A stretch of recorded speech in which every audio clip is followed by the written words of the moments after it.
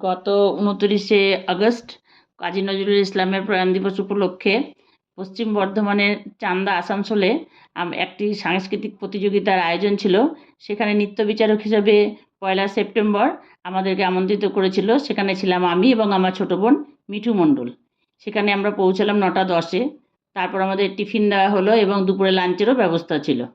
এরপর আবৃত্তি, নাচ, গান, আঁকা এ সমস্ত নিয়ে দিনটি গেল। এবং আমাদের এখান থেকে বীরভূম থেকে আমরা গেছিলাম নাচ, আবৃত্তি এবং গানের বিচারক হিসাবে। আমাদের বিবেচনায় যারা প্রথম, দ্বিতীয়, তৃতীয় হয়েছিল তার কিছু ছবি আমি দিলাম। এবং এই যে দাঁড়িয়ে আছে সে হচ্ছে প্রথম হচ্ছে নাচে এবং খুব সুন্দর নেচেছিল, যেটা আমাদের মুগ্ধ করেছিল।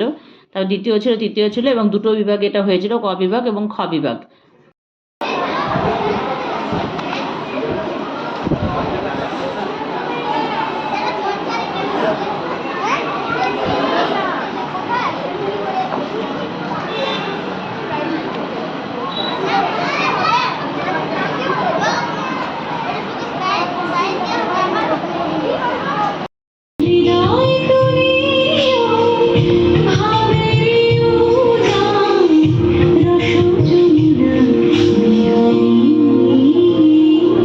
আমি বিচারক হিসেবে গিয়েছিলাম, কিন্তু এবারও এদের সমস্ত ব্যবস্থাপনা খুবই ভালো ছিল এবং খুব সম্মানের সঙ্গে আমাদেরকে তারা আমন্ত্রণ করেছিল এবং সম্মানের সঙ্গে আমাদের সারাদিন আমাদের সঙ্গে কাটিয়েছে তারা।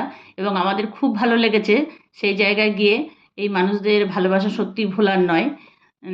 তার কারণ হচ্ছে যে আমাদের মতো মানুষদেরকে যে এরা নিয়ে গেছে, এটাই আমি নিজেকে ধন্য মনে করছি। ওখানে গিয়ে সত্যি আমার খুব ছোটো বয়সের কথাটা মনে পড়ছিল যে আমরাও যখন ওরকম নাচতে উঠতাম আমাদের খুব ভয় লাগতো অত বড় স্টেজে। আর যে সমস্ত পারফরমেন্সটা ছিল তারা সত্যি এত ভালো নেচেছিল, ওখানে জাজমেন্ট করা খুবই কঠিন কাজ ছিল। তার মধ্যে দিয়েও আমাদের সেই যেহেতু প্রথম, দ্বিতীয়, তৃতীয় আমাদের সিলেক্ট করতেই হবে, সেই হিসাবে খুবই কষ্টের একটা ব্যাপার আছে। যাই হোক, তার মধ্যেও আমরা করলাম প্রথম, দ্বিতীয় এবং তৃতীয়, এবং তারা তাতেই খুব খুশি হয়েছে যে আমাদের বিচারক বা বিচারটা ঠিকঠাকভাবে হয়েছে। সমস্ত পুরস্কার বিতরণের পরে আমাদের সমস্ত বিচারকদের মঞ্চে তুলে নেওয়া হলো এবং মঞ্চে তুলে নিয়ে আমাদের সম্বন্ধে ওনাদের যা যা বক্তব্য ছিলেন বললেন এবং পুরো কমিটির লোকেরাও সেখানে ছিল। একটা জিনিস ভালো লাগলো যে ওখানকার কমিটি মেম্বাররা যারা ছিলেন তারা অনেক বয়স্ক এবং বেশ উঁচু পোস্টে তারা কাজ করতেন। এখন তারা রিটায়ার্ড পারসন হয়ে গেছেন, এই 70-65 এরকম বয়সের মানুষেরা। তাই সবার সঙ্গে থেকে সারাটা দিন আমাদের খুব ভালো লেগেছে। তারপর আমাদেরকে তারা সংবর্ধনা দিলেন। একটা হাতে গিফট আছে, দেখতেই পাচ্ছ, হাতে গিফট এবং একটা মেমেন্টো দিয়ে আমাদের তারা সংবর্ধনা দিলেন। ওখানকার সারাদিনের অভিজ্ঞতা আমি বন্ধু তোমাদের সঙ্গে শেয়ার করলাম।